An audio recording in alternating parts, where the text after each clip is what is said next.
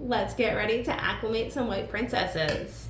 So I have ripped open or cut open right here. I like to keep the label there just in case you need our QR code, which will bring you to these step-by-step instructions. And you can label the outside with these awesome stickers so you know exactly what you're deflasking and what you're acclimating.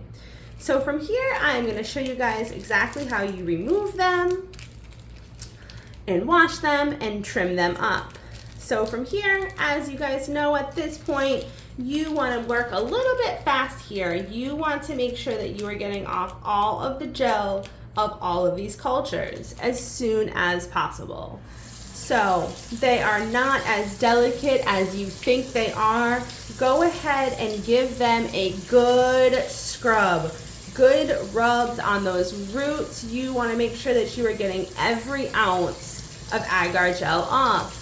As you guys have probably heard in our last videos, any remaining gel will actually cause rot to them, so you want to make sure they are thoroughly cleaned.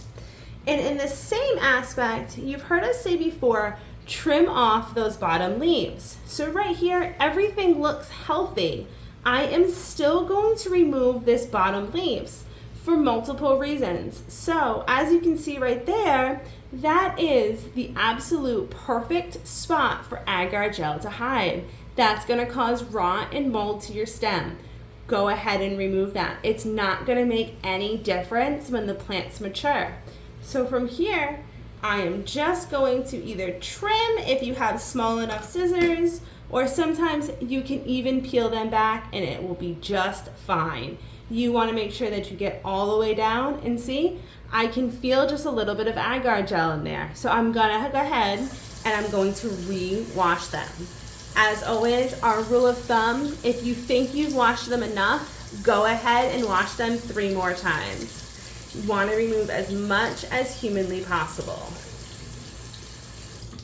From here, you can see super healthy roots on everything, some deader leaves, which you can go ahead and just remove from right here. I'm going to remove those 2.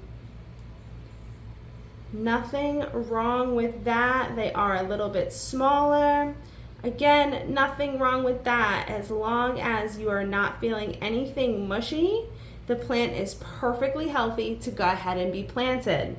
Again, I'm going to be using our rooting plugs. For us, it's where we've seen the best success and the easiest way to go about it.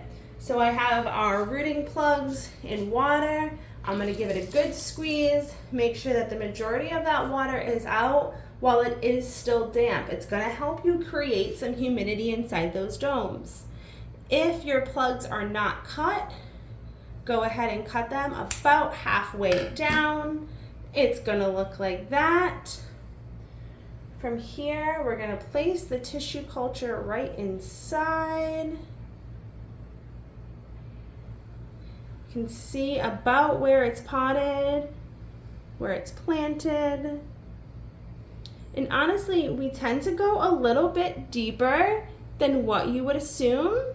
It keeps the plant from getting so leggy. From here, you can put it into one of our pots with soil, with our humidity domes, or if you have a sealed jar, that would be your next step. But that's how it looks right as it's getting ready to go into its humidity dome. Follow us for the next step.